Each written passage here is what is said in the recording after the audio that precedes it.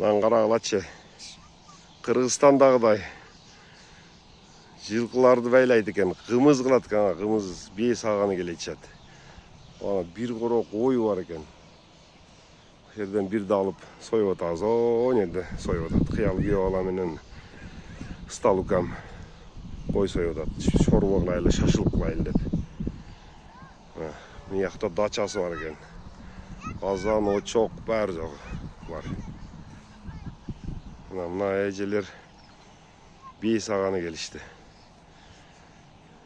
Şöyle keremet жер екен да. Кеше тойдан кейін шығып, шул жаққа келдік. Туғандармен бері отырып, природада. Қымыз қылады екен, қымыз ішейік деп келдік.